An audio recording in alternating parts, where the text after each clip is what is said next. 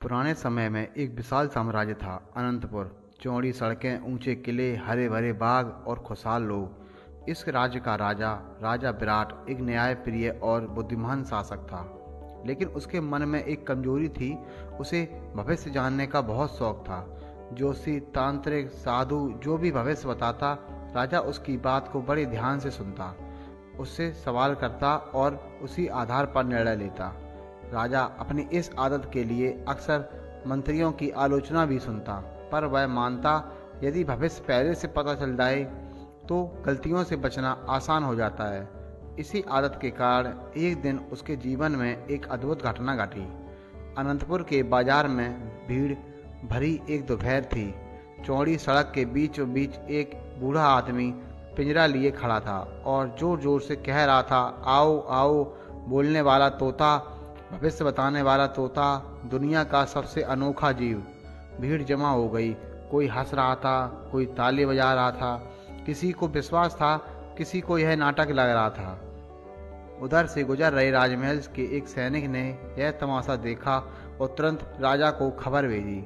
महाराज, एक बूढ़ा व्यक्ति दावा कर रहा है कि उसके पास बोलने वाला, भविष्य बताने वाला तोता है।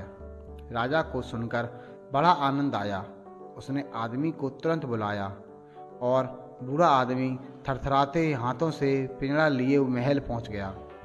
राजा सिंहासन पर बैठा था, दरबारी मौन। पिंजरे में एक सुंदर हरा तोता बैठा था, लंबी पूंछ, चंचल आंखें और बड़ी सी चोंच। राजा ने पूछा, क्या सचमुच यह तोता भविष्य बता सकता है? बूढ़ा मुस्कुराया, हाँ महाराज, यह आपके हर सवाल का जवाब देगा। राजा ने उत्सुकता से तोते की तरफ देखा। तोता, बताओ, कल मेरे लिए क्या खास होगा? तोता ने अपनी गर्दन घुमाई, पंख फड़फड़ाए और एकदम स्पष्ट आवाज में बोला, महाराज, कल आप खाने में मिठाई ज़्यादा खाएंगे। दरबार में हंसी छूट गई। राजा भी मुस्कुराया, यह कैसी भविष्यवाणी है? मिठाई तो मैं रोज खाता हूँ। तोता बोला, तो महाराज, फिर भविष्य जानकर क्या करेंगे? भविष्य बताना नहीं, भविष्य बनाना महत्वपूर्ण है। पूरा दरबार खामोश हो गया। राजा पहली बार किसी तोते की ऐसी बातें सुन रहा था। वह सोच में पड़ गया। राजा ने सोचा कि यह संयोग भी हो सकता है। उसने तोते की परीक्षा लेने का निर्णय किया। ठीक है, राजा बोला, यदि तुम इतने समझदार हो तो मुझे बताओ, राज्य का सबसे बड़ा संकट क्या है?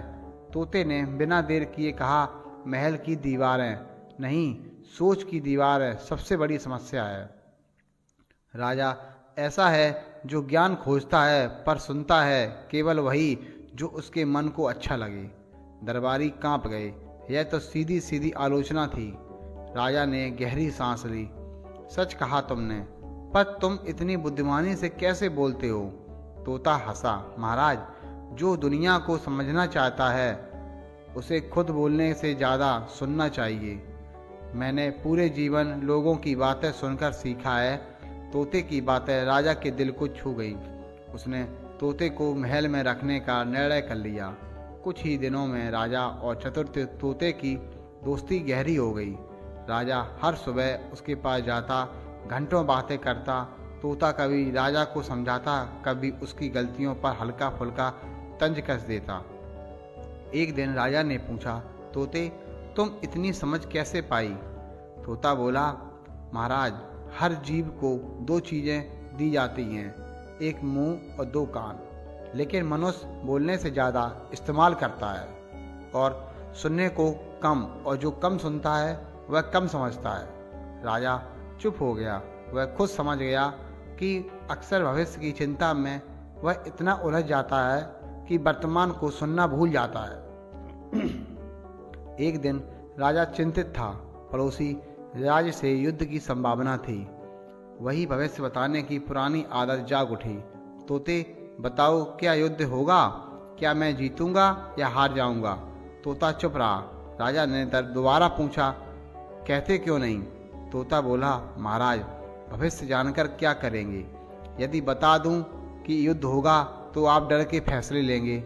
यदि कह दूंगा कि नहीं होगा तो आप ढीले हो जाएंगे।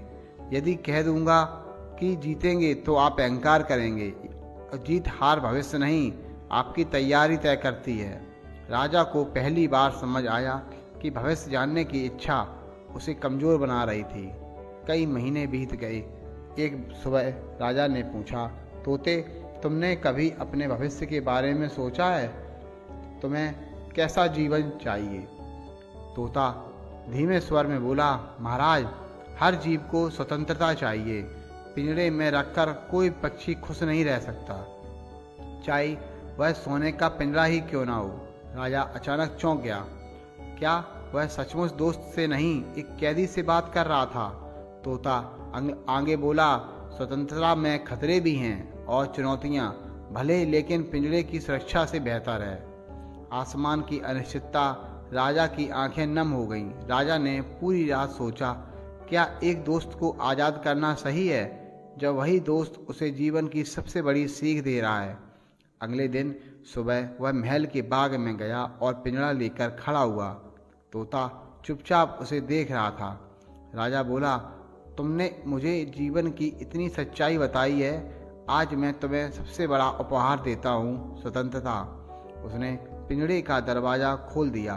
तोते ने पंख फैलाए, एक बार राजा की आंखों में देखा और बोला, महाराज, भविष्य जानने की चाह तुम्हें पिंजरे में रखती है। यदि वर्तमान को समझ लोगे तो भविष्य स्वयं सुधर जाएगा। यह कहकर वह उड़ गया नीले आकाश में, बादलों के बीच, बिल्कुल आज़ाद। राजा देर तक उसे उड़ते हुए देखता रहा। ऐसा लगा जैसे उसकी चिंताएं भी उसी के साथ उड़ गई हों। तोते की रवानगी के बाद राजा पूरी तरह बदल गया। अब वह हर दिन भविष्य की चिंता नहीं करता, बल्कि लोगों की बात सुनता, खुद सोचकर निर्णय लेता और हर समस्या को ईमानदारी से समझता और हर पल को जीता। राज्य में कल्याण बढ़ा, किसान खुश हुए, सैनिक मजबूत हुए, मंत्री संतुष्ट हुए। लोग कहते, राजा विराट पहले से ज़्यादा बुद्धिमान और न्यायप्रिय हो गया है। राजा हर सुबह आकाश की तरफ देखता और मुस्कुराता। उसे यकीन था कि कहीं न कहीं वह चतुर तोता अब भी उसकी प्रगति देख रहा होगा। भविष्य जानने की लालसा हमें कमज़ोर बनाती है। समझ और बुद्धिमानी सुनने से आती है, बोलने से नहीं। स्वतंत्रता सबसे बड़ा उपहार है, चाहे वह इंसान को मिले या पक्षी को। भविष्य की नहीं, वर्तमान हमारे निर्णय तय करता है। सच्ची दोस्ती वही है जो आपको आपकी गलतियों से बाहर निकाल दे।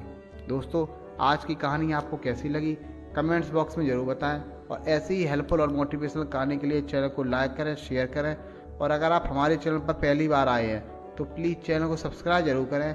मिलते हैं नई कहानी में। Okay, bye.